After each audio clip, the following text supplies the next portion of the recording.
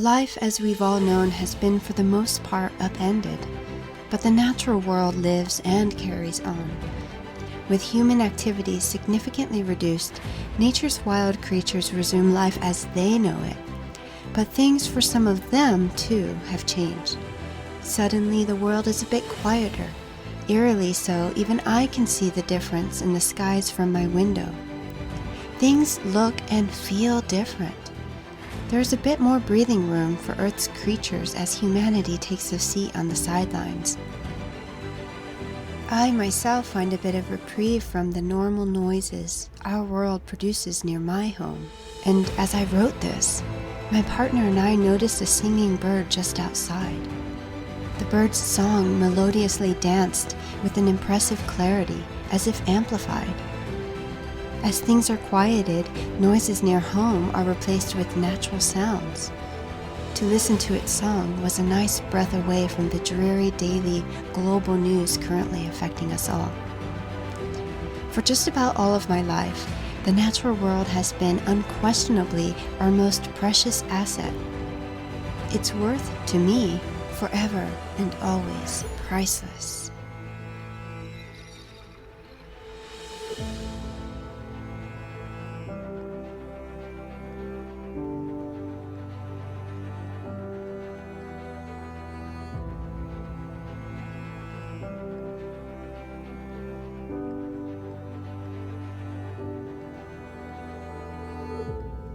To consider the life-giving nature of, nature as indispensable always made sense.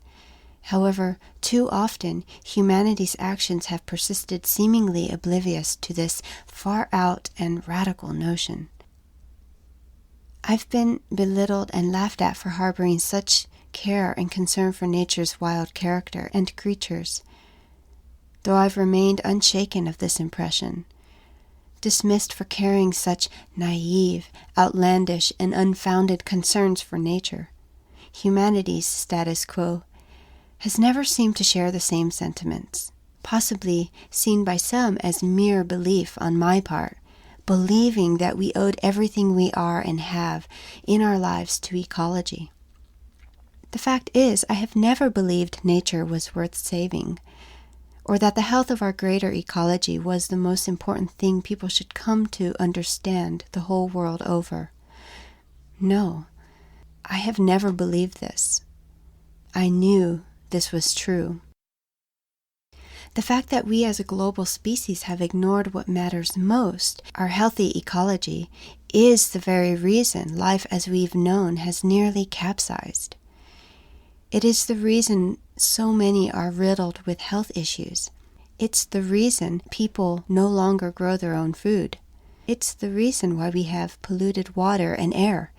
And it's the reason why we are now experiencing a global pandemic.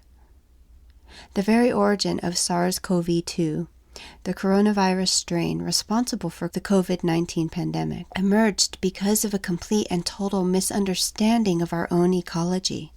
For decades upon decades, scientists have known the causes of spillover diseases such as COVID-19.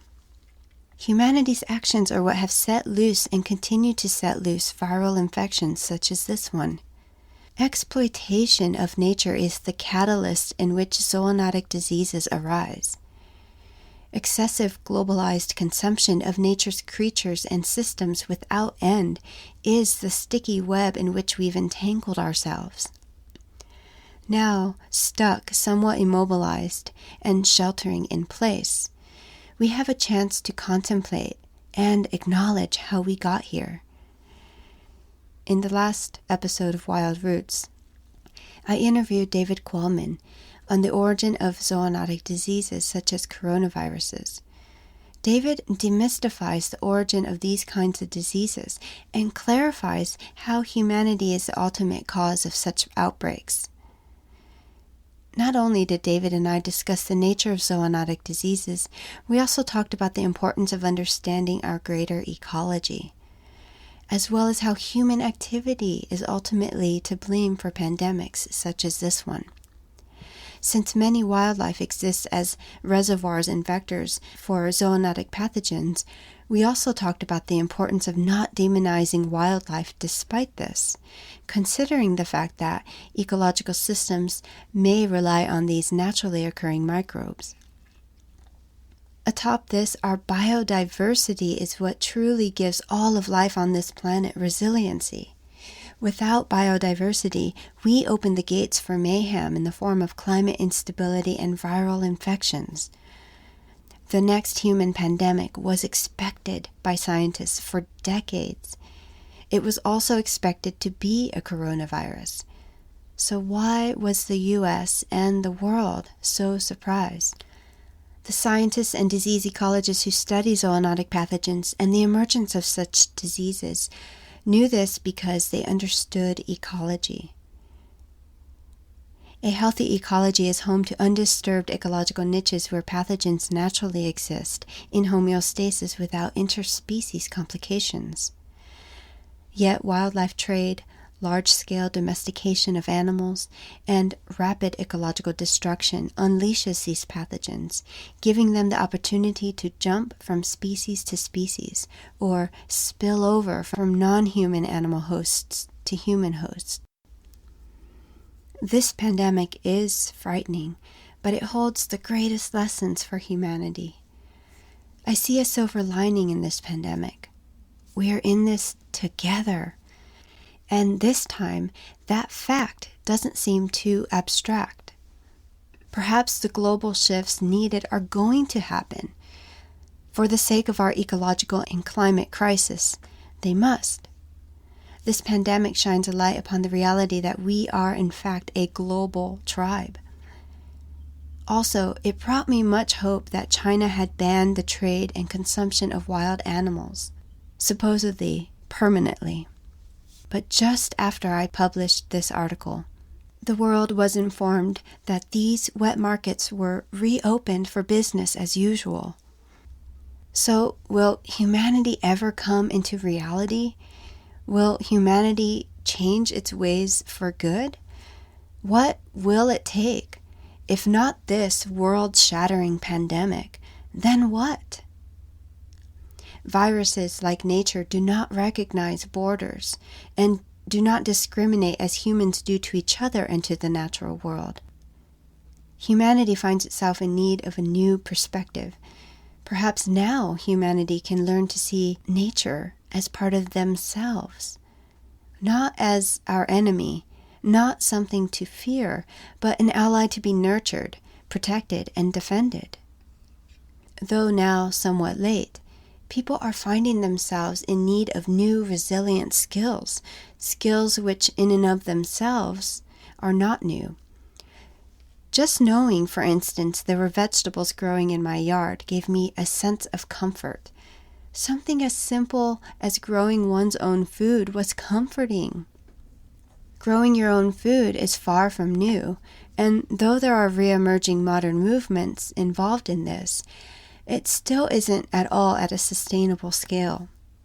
If it were, we'd experience less panic buying of resources.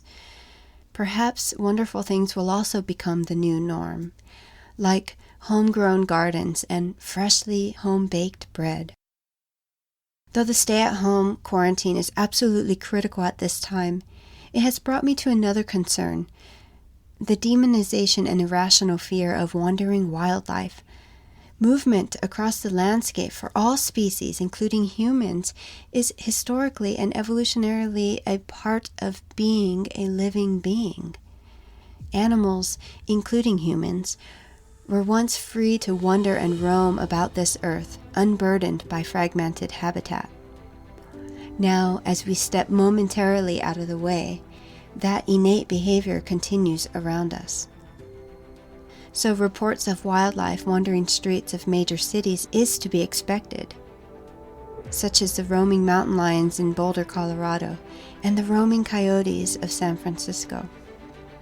My concern is that people might start demonizing these wanderers for doing something so innately natural. These wildlife should not be feared to the point of execution. We don't need any more of that. Life on this earth needs us to be an ally.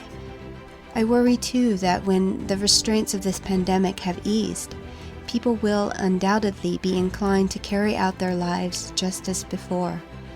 My fear is that as wildlife patterns change, they will be in danger of getting hit by traffic as life as per usual reestablishes itself. And/or officials might take to killing these wandering animals in erroneous efforts to try to make the public feel safe. I hope this will not be the case, but in any event, when we come out of this, we are going to need to be extremely careful as we increase our traveling again. In the meantime, I, like you, quarantine as best as possible and continue to follow expert advice to keep healthy and to keep others safe. I'm going to be using some of this time to nurture the vegetable garden in my yard, while still paying attention to the variety of life that exists all around me.